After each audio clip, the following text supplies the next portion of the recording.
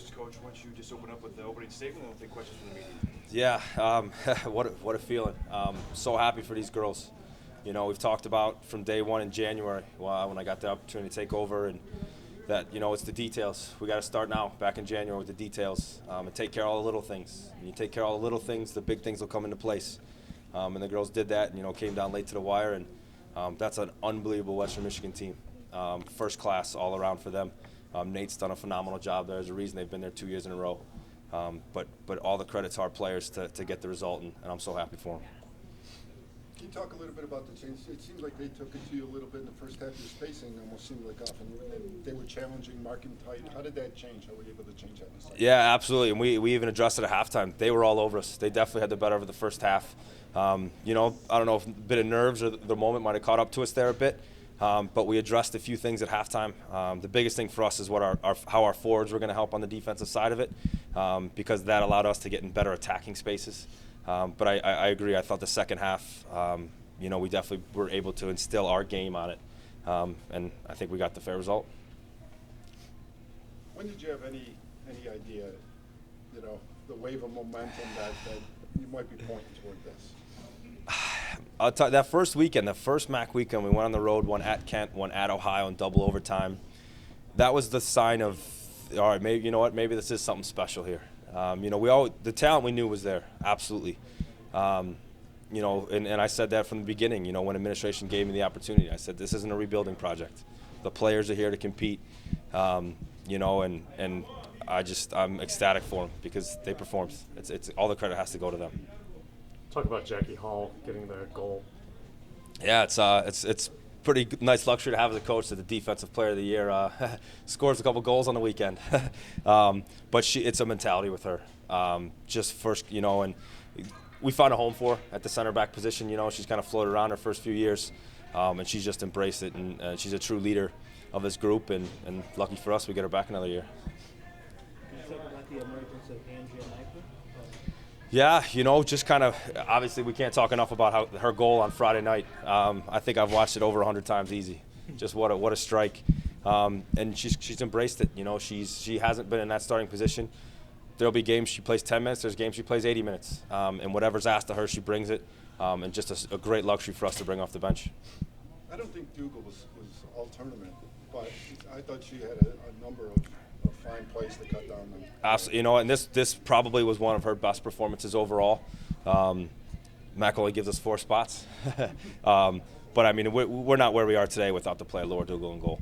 And for us, and you can hear it with the crowd when she comes out and deals with those crosses and takes that pressure off us. Game changing. Back to Jackie also. Preseason, what's a couple things? What's things that maybe her play or her style, which made you think that she'd be able to make this change to center back? You know, we had a conversation back in the spring, you know, that she's a type of player that we need on the field for 90 minutes, and we're going to pay attention to details, and set pieces are going to be a big part of it. It's no secret she's our most dangerous player on set pieces. Case in point, the game winner off a set piece, and Jackie Hall's involved.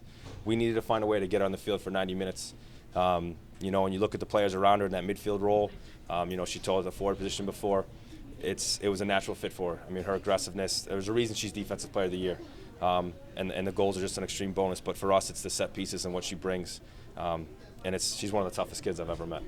Seemed in the first half, Western kind of had you guys playing in the defensive end a little bit more. What were you able to do to change kind of the momentum of that in the second half? And it seemed like you guys were on the attack most of the time. I think two things in particular. I think our forwards helping out, not allowing them to switch. When they were able to switch on us, we were just out of shape, pulled all over the place, and they were able to come at us.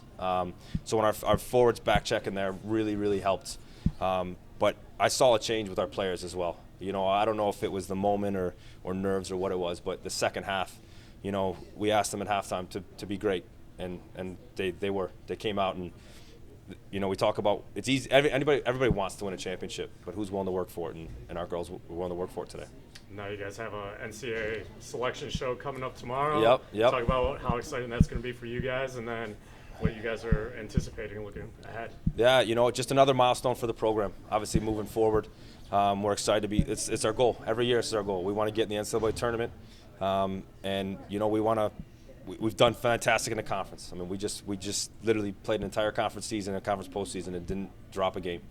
And that's an unbelievable testament to these players. And now we get to show it on a national stage. And we'll do what we do, and we'll bring what UB women's soccer to whoever we face, and they're excited for it. They'll be up for it. Can you just highlight, you mentioned attention to detail earlier. I mean, it's a big difference to go from 5 wins to go to 16 wins. What are some of those details? For us as a group, we had to get an identity. We didn't have much of an identity. We were always known as hardworking, but it's only going to get you so far. So the biggest thing we put in place, and you look at our results and our records, is defensive shape. How do all 11 players contribute on the defensive side? You defend in numbers, you translate, you attack in numbers. And that's been our biggest success. And the other thing is every single player knows their role and responsibility. There's not one girl in that locker room that can raise their hand and ask, what am I supposed to be doing? We made sure whatever your role is, responsibilities are position-wise. If you're coming off the bench, set pieces where you're supposed to be. We made sure as a coaching staff that the girls were aware of it. Because at the end of the day, the players are the ones that are going to change it. Right? We just try to steer them in the right direction, give them a little bit of guidance, and those are the two biggest things for us. Any more questions? Thank you. All right, thanks. Yep.